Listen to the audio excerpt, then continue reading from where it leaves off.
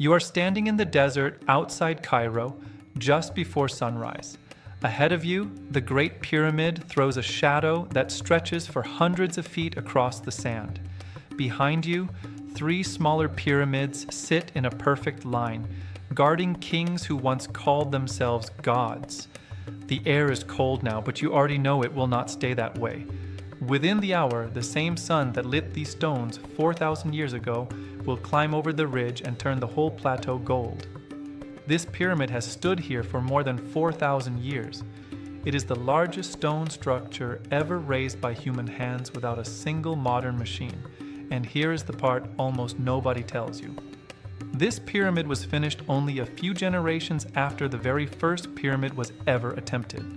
You would expect Egypt to keep climbing after that, building higher, wider, grander, forever. Instead, almost as fast as it began, the age of pyramid building slowed down. It shrank, and for the kings who came after, it stopped almost completely. Somewhere inside that silence is one of the strangest turning points in ancient history. A civilization that once raced to build bigger and bigger stone mountains for its rulers simply walked away from the idea. We will come back to the exact moment this happens, because it holds the real answer to this mystery. But first, you need to see how Egypt got to the top, so you can understand exactly how far it fell and why. Around 2,700 years before Christ, Egypt is not yet a land of pyramids. Kings are buried in long rectangular tombs of mud brick called mastabas, low and flat, easy to rob, easy to forget. Then a king named Djoser sits on the throne, and he hires an architect named Imhotep. Imhotep does something nobody in the world has tried before. He stacks 6 mastabas on top of each other, each one smaller than the last, until they form a giant staircase reaching toward the sky. This is the first pyramid the world has ever seen. If you had stood in that crowd on the day it was finished, you would have seen something no human eyes had ever witnessed, a mountain built by human hands, rising out of flat desert on purpose. In the language of the time, Egyptians already called their king the Pharaoh, the great house, the palace itself speaking as if it were a person. Djoser's tomb is not just a burial place, it is a machine built to prove that the great house of Egypt touches the heavens. Imhotep succeeds so completely that his own name outlives him by more than 2,000 years. Long after his death, Egyptians worship him as a god of wisdom and medicine, proof that the hunger to be remembered forever does not belong only to kings. Within 100 years, Egyptian builders are no longer satisfied with a staircase. They want smooth, perfect sides. Under a king named Sneferu, workers try, fail, adjust, and try again, bending the very shape of the pyramid mid-construction until they finally get it right. You can still see the strange bend in one of his pyramids today, a monument to trial and error carved permanently into stone. Then Sneferu's son takes the throne. His name is Khufu. Khufu commands more than 2 million blocks of stone, some weighing as much as a small truck, to be cut, dragged, and lifted into a single structure taller than any building on Earth for the next 3,800 years. This is the Great Pyramid. If you try to picture the labor behind it, you would need to imagine tens of thousands of men living in a purpose-built town beside the pyramid itself. Archaeologist Zahi Hawass and his team excavated that workers' town at Giza and found bakeries, breweries, and a cemetery for the laborers, not slaves as old legends claimed, but paid workers who ate bread and drank beer as part of their wages, and who were proud enough of their work to be buried within sight of the monument they built. Khufu's son Khafra builds another pyramid beside it, almost as large, guarded by a giant lion with a human face, carved from a single outcrop of rock. His grandson Menkaura builds a third, smaller, but still built from stone blocks so heavy that modern engineers still argue about exactly how they were moved. For about 100 years, Egypt is a pyramid building machine. Every generation builds bigger, or at least tries to. Grain ships crowd the Nile, carrying food north to feed tens of thousands of laborers. Limestone barges drift downriver from quarries. Copper tools are sharpened by the thousands. If you had watched Egypt from above during the century, you would have seen a kingdom running like a single enormous machine, every part connected to the same goal. This is the Golden Peak. This is the wonder you already know. Here is what most people miss. After this peak, something changes. The pyramids of the kings who follow Khafra and Menkaure get smaller. Their stone gets rougher. Their inner chambers get simpler. And one king in particular sits on the throne for so long that his reign becomes both the high point of Egyptian endurance and the beginning of the end. His name is Pepi II.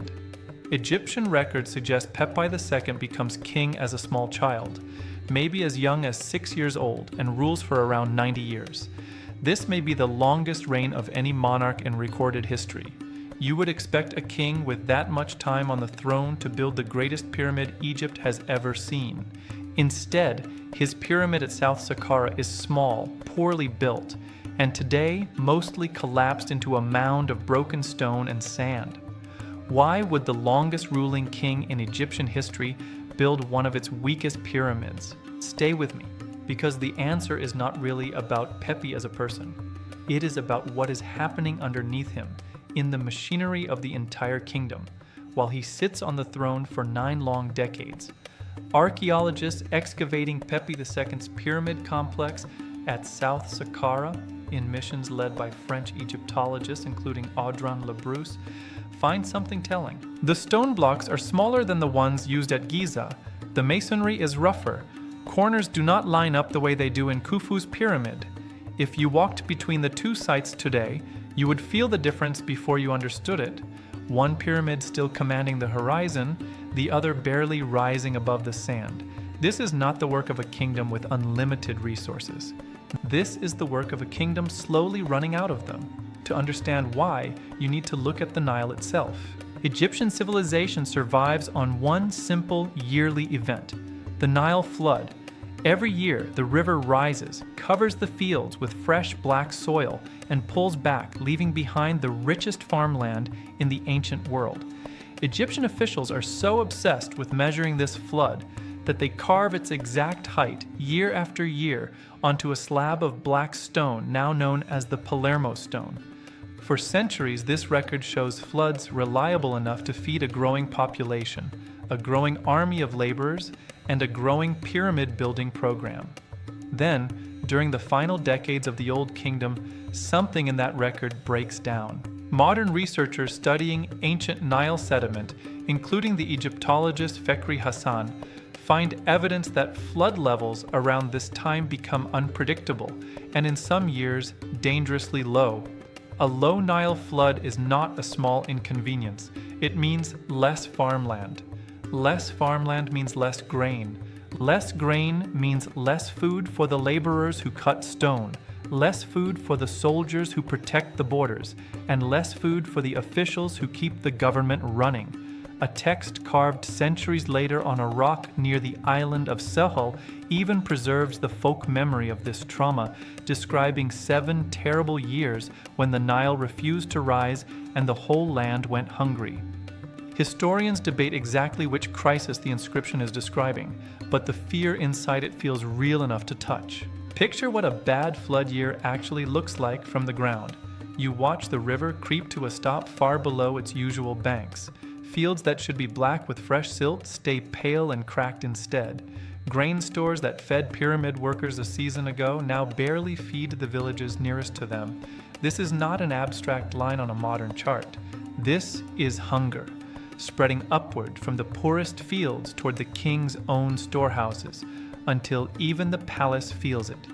Here is what most people miss about pyramid building. It was never only about religion. It was an economic engine that required a strong, centralized king who could organize tens of thousands of workers, feed them for months at a time, and command absolute loyalty from every province of Egypt. The moment that central grip weakens even slightly, pyramid building becomes the first thing a kingdom can no longer afford. And the central grip is weakening. During Pepi II's 90-year reign, local governors called nomarchs grow more and more powerful. In the earliest days of the Old Kingdom, wealth and loyalty flow toward the king in Memphis. But over generations, provincial governors begin passing their titles down to their own sons instead of receiving them from the palace. They build their own decorated tombs in their own home provinces, far from the king's pyramid field, boasting of their own achievements instead of the king's. If you read their tomb inscriptions today, you can watch the language itself shift away from serving the great house and toward personal glory. Stone by stone, region by region, power is leaking out of the palace. One nomarch named Ankhtifi leaves an inscription in his tomb at Moala that historians still quote today. He boasts that he fed his own province through the famine, while in his words, the whole country was dying of hunger and people were eating their own children to survive. Whether or not you take that last claim literally, the message underneath it is unmistakable. Local rulers like Ankhtifi are no longer waiting for a king in Memphis to save them. They are becoming kings themselves in every way except the crown. By the time Pepi II finally dies, after 9 decades on the throne, Egypt does not have a strong heir ready to take control. Within a few years, the Old Kingdom collapses completely. Egyptian texts written slightly later describe chaos, rivers running low, officials fighting each other, and a country splitting into competing regional powers. Modern historians call this collapse the first intermediate period. Ordinary Egyptians living through it might have called it something closer to the end of the world they knew. Hold that thought for a moment. Picture what you would feel living in a village that once sent grain and workers proudly to the king's pyramid, watching that same system collapse within your own lifetime.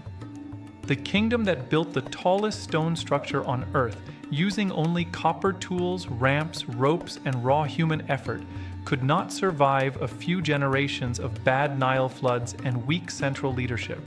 The stone did not fail Egypt. The system underneath it did. More than a century of chaos and civil war it takes, but eventually a strong ruler from the south, a king named Mentuhotep II, manages to reunite Egypt by force and open a new era historians call the Middle Kingdom. And here is a detail most documentaries skip entirely. When Mentuhotep II builds his own tomb, he does not choose an open pyramid field in the north the way his ancestors did. He builds his monument into the base of a cliff at a place called Dir el-Bahari, part temple, part tomb, carved directly into the rock behind it. You are looking more than 500 years before Thutmose I at the very first hint that Egyptian kings are starting to imagine eternity differently, closer to stone cliffs than open desert plains. But it gets stranger. Pyramid building does not disappear forever. A few centuries later, strong kings reunite Egypt and launch what historians call the Middle Kingdom. Kings like Senusret III and Amenemhat III try to bring back the glory of Giza. They order new pyramids to be built. But watch closely because these new pyramids are already telling you the ending of this story. Instead of solid limestone blocks all the way through, Middle Kingdom pyramids are often built with a core of mud brick, then covered with only a thin outer shell of proper stone. From a distance, they still look impressive. Underneath, they are far weaker than what Khufu built centuries earlier. Over time, as looters and later builders strip away the outer casing stones for their own projects, many of these Middle Kingdom pyramids slowly melt back into the desert, collapsing into low mounds that barely resemble a pyramid at all today. If you visit some of these sites now, a local guide has to point at a low hill of mud brick and tell you, almost apologetically, that a king is still buried underneath. Here is the deeper problem, and it has nothing to do with engineering skill. Egyptian architects by now know exactly how to build a stable pyramid. What is breaking down is something else entirely. Trust in the pyramid itself as a safe place to rest for eternity. Pay attention to this, because it may be the real answer to the question in this video's title. A pyramid is, by design, the least secret building imaginable. It is a giant stone arrow pointing down into the ground, screaming to everyone within miles. Dig here. A king's treasure is buried underneath. Robbers do not need maps. They do not need secret knowledge. They only need a pyramid-shaped mountain to tell them exactly where to start digging. And by the Middle Kingdom, robbers are digging constantly. Surviving legal documents from later periods, known today as the tomb robbery papyri, record actual trial testimony from Egyptians accused of breaking into royal tombs during the reign of Ramesses IX. Workers confess, under questioning, to breaking through pyramid and tomb walls, stripping gold from coffins, and burning mummies for the precious metal melted into their wrappings. These are not myths passed down by storytellers. These are court records, written by scribes describing real crimes against real, named kings. If you read the surviving translations, you can hear how ordinary the confessions sound, almost bureaucratic, as if tomb robbery had become just another trade in the neighborhoods around Thebes. Every pyramid ever built in Egypt's history, without exception, is eventually broken into and robbed, every single one. The very structure designed to protect a king's ka, his life force, and guide his ba, his spirit, safely into the duat, the underworld realm of the afterlife, instead becomes an advertisement for thieves. There is one more thing that makes this worse. Egyptians believe a king's body must remain intact and protected for his spirit to survive in the afterlife, according to the principles of Ma'at, the divine order believed to hold the entire universe together. A robbed, desecrated tomb is not just a financial loss. To an ancient Egyptian, it is a spiritual catastrophe. A king possibly trapped, unable to complete his journey forever. Imagine spending your entire reign preparing a monument meant to guarantee eternity for you, only to know somewhere in the back of your mind that the very shape of that monument is what will eventually destroy you. So somewhere around the start of the New Kingdom, a small group of Egyptian officials make a decision that quietly ends thousands of years of pyramid tradition. And this changes everything. A king named Thutmose I takes the throne, and instead of ordering a new pyramid, he does something almost unthinkable. He orders his royal architect, a man named Ineni, to carve a hidden tomb deep into a lonely valley on the west bank of the Nile, cut directly into solid rock, its entrance disguised, its exact location known only to a small circle of trusted men. Ineni later has his own achievement carved into his own tomb wall, in words historians still study today. He writes that he oversaw the excavation of the king's tomb alone, that no one saw and no one heard. Read that again. The greatest architectural project of the New Kingdom is not measured by its height above the ground. It is measured by how completely it disappears from sight. This valley becomes the Valley of the Kings. For roughly the next 500 years, nearly every pharaoh of the New Kingdom, names you likely already know, including the boy King Tutankhamun, chooses secrecy over size. No towering monument marks these tombs from a distance. Nothing points down and screams, "Dig here." The strategy for defeating death has completely flipped. Where the old kingdom shouted its kings' names to the sky and stone, the new kingdom whispers them into hidden rock.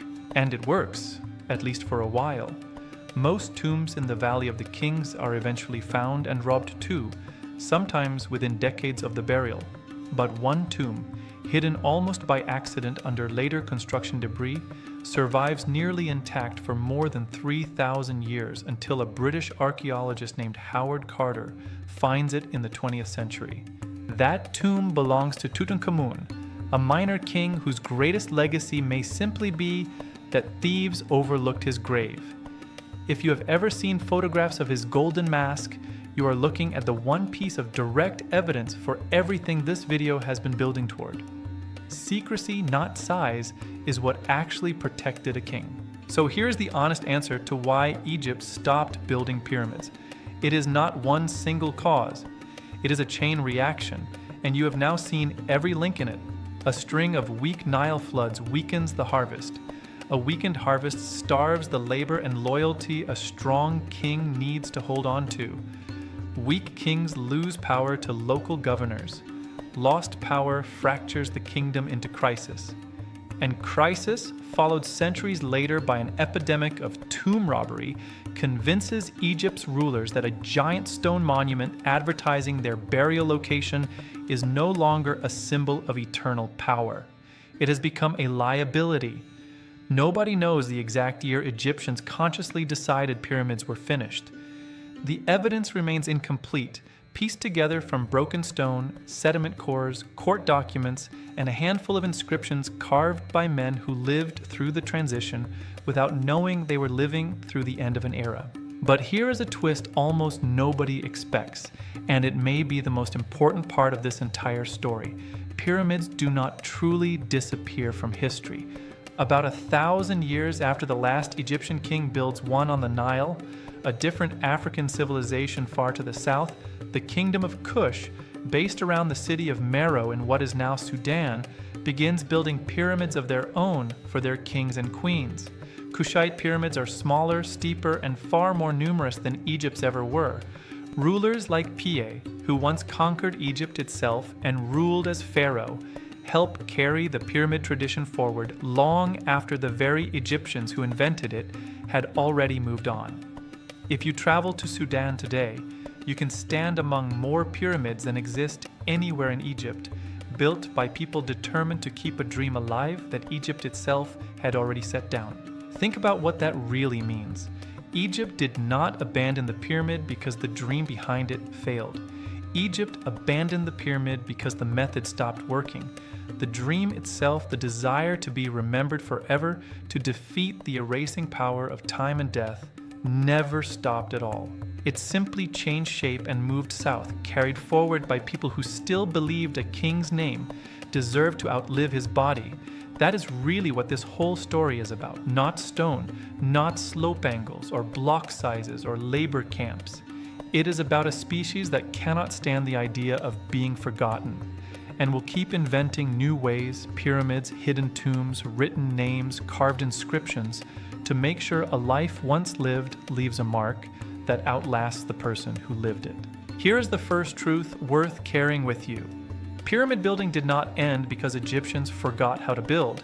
It ended because floods, famine, weak leadership, and rampant robbery made the old strategy too expensive and too dangerous to continue, and secrecy quietly proved itself a better defense than size. Here is the second truth, and it applies far beyond Egypt. Civilizations rise the same way pyramids once did, block by block, generation by generation, built on systems nobody sees from the outside. Harvests, loyalty, trust, and leadership strong enough to hold thousands of people moving in the same direction. And civilizations fall the same way too, quietly.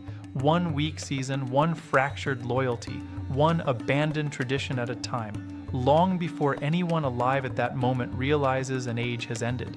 If you have ever watched a strong system fail slowly instead of all at once, in a business, a team, or a family, you already understand this pattern better than you think. And here's the third truth, the one that stays with you longest. The Egyptians who watched the last true pyramid rise did not know it was the last. The workers who carved Thutmose I's hidden tomb did not know they were closing one chapter of human history and opening another. Nobody standing inside a turning point ever sees it clearly. You only see it looking backward, the way you are seeing it right now. So here is the question worth sitting with. Every system built to last forever eventually meets a season it was not designed for, a low flood, a weak air, a threat nobody planned for. The pyramids remind you that scale alone was never the real defense. Adaptation was. Which do you think mattered more in the end for the kings of Egypt, and maybe for us too? How big something is built or how well it is protected? Tell me what you think in the comments below.